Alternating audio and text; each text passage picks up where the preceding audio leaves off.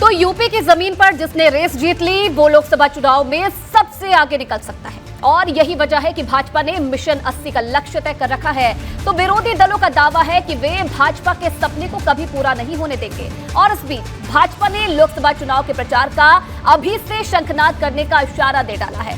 PM Modi राज्य में 3 सभाएं कर सकते हैं और अपनी सरकार के 9 साल पूरे होने के मौके पर प्रधानमंत्री यूपी के हर कोने कोने तक अगले साल के चुनाव को लेकर बाहुबली संदेश पहुंचाने वाले हैं। इससे विरोधी दल सावधान हो गए।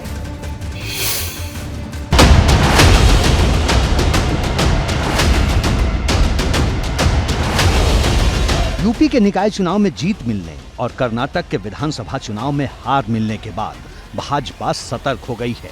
यही वजह है कि भाजपा ने लोकसभा चुनाव के लिए अभी से तैयारी तेज कर दी है और इस बार भी भाजपा के एजेंडे में उत्तर प्रदेश सबसे ऊपर है। यूपी के रण को भेदने के लिए खुद पीएम मोदी जमीन पर उतरने वाले हैं। जुलाई या फिर अगस्त से पीएम मोदी का यूपी दौरा शुरू होगा। इसके बाद हर महीने पीएम मोदी यूपी का दौरा करेंगे। पीएम मोदी जब भी यूपी आएंगे परियोजनाओं का उद्घाटन और शिलान्यास करेंगे। पीएम मोदी पूर्वांचल से पश्चिमी यूपी और अवध से बुंदेलखंड तक को नापेंगे। साथ ही गृह मंत्री अमित शाह और जेपी नड्डा भी लगातार यूपी का दौरा करते रहेंगे।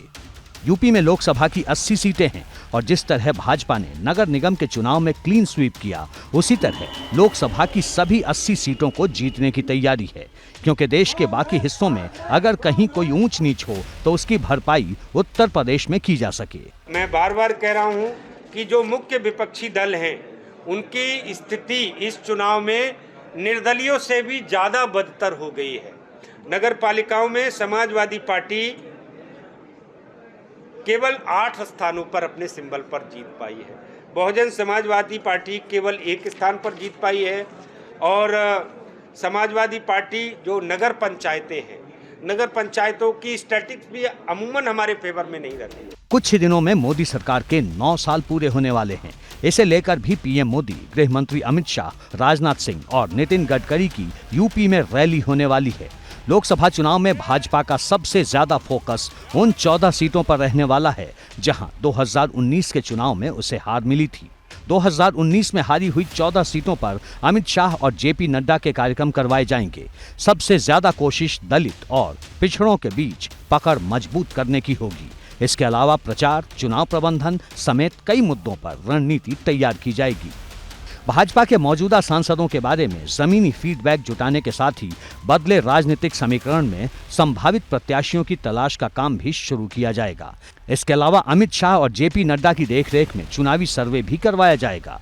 लेकिन सबसे ज्यादा तैयारी इस बात की है कि पीएम मोदी के कार्यक्रम को सफल बनाया जाए। माना जा रहा है कि जून या फिर जुलाई में PM Modi Delhi Meerut rapid rail का उद्घाटन कर सकते हैं।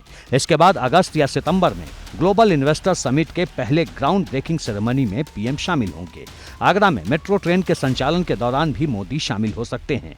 अयोध्या में प्रभु श्री राम अंतर्राष्ट्रीय हवाई अड्डे के लोकार्पण कार्यक्रम में भी पीएम मोदी शामिल हो सकते हैं। इसके बाद जब जेवर में नोएडा इंटरनेशनल एयरपोर्ट का लोकार्पण होगा तब भी पीएम मौजूद रहेंगे और जनवरी में अयोध्या में श्री राम जन्मभूमि पर बने मंदिर में रामलला पूजन की शुरुआत के कार्यक्रम में भी पीएम मोदी के शामिल होने की तैयारी है। भारतीय जनता पार्टी 365 दिन वर्क करती है। चुनाव हर वर्ष आते चले जाती है, लेकिन भारतीय जनता पार्टी 365 दिन काम करती है।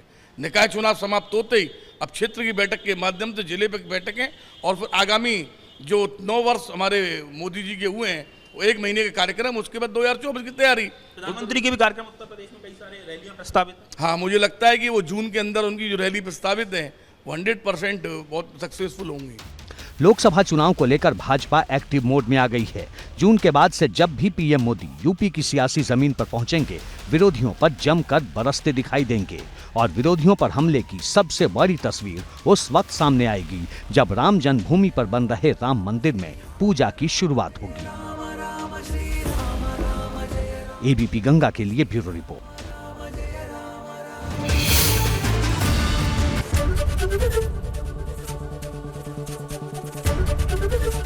एबीपी गंगा, खबर आपकी, जुबान आपकी।